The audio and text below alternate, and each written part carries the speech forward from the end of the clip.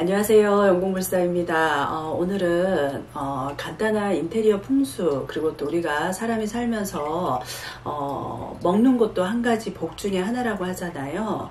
옛 어른들이 이렇게 잘 먹는 것만 봐도 이렇게 복스럽다 이런 말씀 많이 하시고 또 들어보셨을 거예요. 그래서 풍수에서 먹는 즐거움을 확대하기 위한 또 다른 어떤 방법은 맛있는 생김새와 어떤 잘 익은 과일의 그림을 식당에 이렇게 식당에다가 거는 것도 어떻게 보면 인테리어 풍수라고 볼 수가 있어요. 그래서 우리가 옛날에 어릴 적에 이렇게 서양화 영화를 보면 그 식탁 위에 여지없이 이렇게 과일이 가득 이렇게 담겨 있는 바구니가 이렇게 장면이 많이 나오는 걸 보셨을 거예요. 근데 이제 그런 걸 보게 되면 왠지 모르게 좀 이렇게 풍요로움과 어떤 활력을 느끼는 그런 느낌을 좀 많이 받으셨을 텐데 식탁에 과일 한 그릇을 이렇게 올려놓는 것은 어떻게 보면은 매우 좋은 거라고 보실 수가 있어요. 그래서 이러한 방법은 가정에서 어떤 음식의 가용성을 상징하는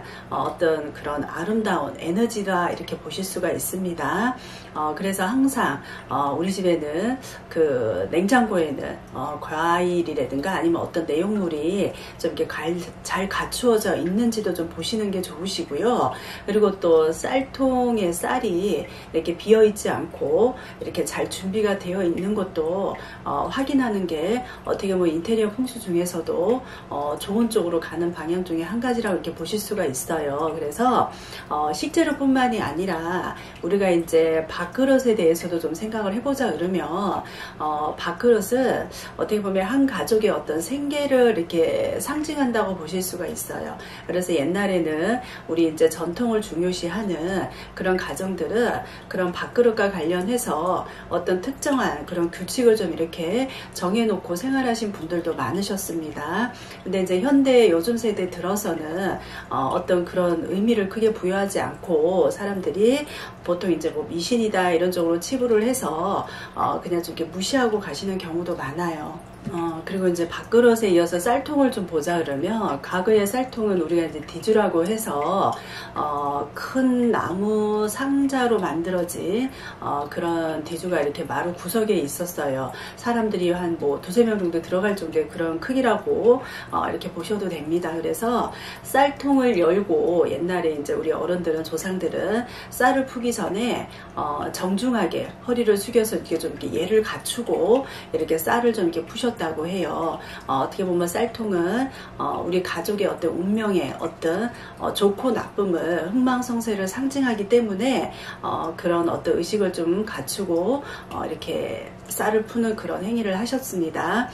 쌀은 어떻게 보면 우리한테는 굉장히 중요한 주식이고 또 이렇게 생업과 직업과 관련된 어떤 모든 것을 이렇게 상징하기 때문인 것 같아요. 그래서 어떻게 보면 이게 뭐 옛날 옛적의 호랑이 뭐 담배 피던 시절의 이야기라고 이렇게 들으실 수도 있겠지만 쌀통은 되게 집안에서 장남이 되시는 분이 이렇게 상속하는 것이 이렇게 예부터 이렇게 전해 내려온 일도 있었다고 해요. 그래서 쌀통이 창고 안에 이렇게 숨겨져 있었다고 합니다. 굉장히 소중하게 다뤘기 때문에 왜 그랬냐면 쌀통은 어떻게 보면 그 옛날에는 가족의 어떤 재산이 이렇게 안전하게 있음을 이렇게 암시하는 그거를 이렇게 비유가 되었기 때문에 쌀통을 굉장히 중요시하게 여겼고요.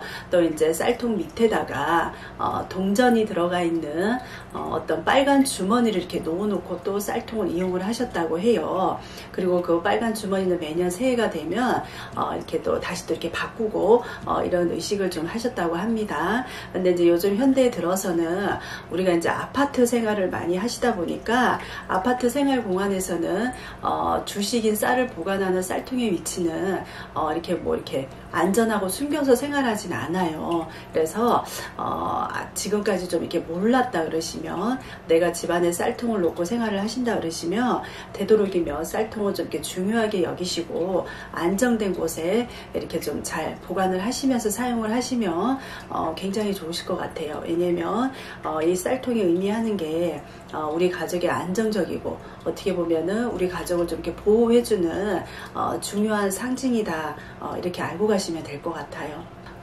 그 빨간 주머니에다가 동전을 넣고 쌀통에다 넣고 하시는 거는 아마 이렇게 많이 모르시는 분들이 많으실 거예요. 요즘에 이제 현대 들어서는 집안에 이렇게 쌀통을 사용을 안 하시는 분들이 많기 때문에 뭐 쌀을 포대자루로 놓고 쓰시는 분들도 계시고요. 그렇다 그러시면 이거는 팁인데 제가 하나 알려드릴게요. 안 하셨다 그러시면 오늘 당장 행해 보셔도 좋으실 듯 해요. 어떤 복주머니 하나에다가 동전을 넣으셔서 가지고, 되도록이면 빨간 복주머니 면더 좋고요. 그거를 쌀 밑에, 쌀통 밑에다 이렇게 놓고 하신다 그러시면 어떻게 보면 내 집안의 재물을 좀 이렇게 끌어모으는 그런 방법 중에 하나이니 좀 보시고 꼭 한번 행해 보시면 좋으실 듯 합니다. 최근에는 우리가 이제 풍수에 대한 관심이 늘면서 어떤 개인적인 어떤 뭐 공간에 나의 에너지 조절이라든가 아니면 자연과 조화롭게 좀 이렇게 사는 방법에 대해서 전통적인 생활 방식에 대한 수용적인 태도가 사람들이 굉장히 이렇게 늘고 있어요. 확장이 되고 있어요.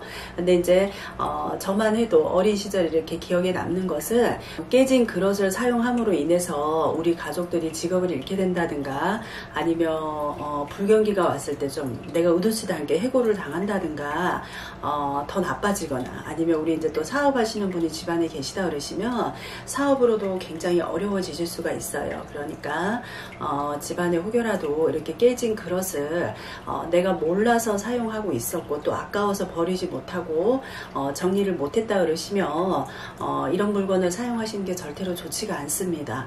그러니까 오늘 방송 보시고 좀 이렇게 정리를 하시는 게 좋으실 듯 해요. 그리고 또 우리가 이제 밥을 먹다 보면 습관 중에 나도 모르게 이렇게 밥그릇에다가 젓가락을 이렇게 좀 이렇게 세워서 꽂는 그런 행동을 하시는 분들이 있어요.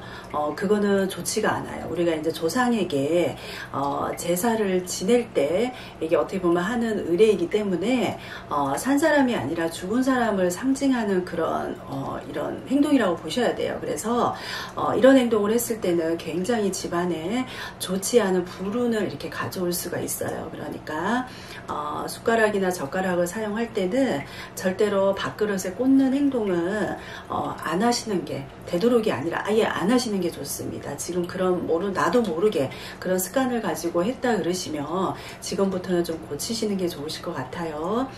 오늘은 밥그릇, 그리고 쌀통, 그리고 식탁 위에 이렇게 과일을 올려놨을 때 좋은 그런 인테리어 풍수에 대해서 간략하게 말씀을 좀 드렸으니까 우리 시청하시는 분들 보시고 도움 좀 많이 되셨으면 좋겠습니다. 감사합니다.